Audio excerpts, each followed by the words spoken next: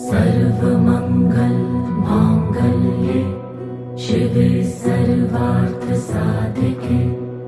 शरण्ये त्र्यंबके गौरी नारायणी नमोस्तुते।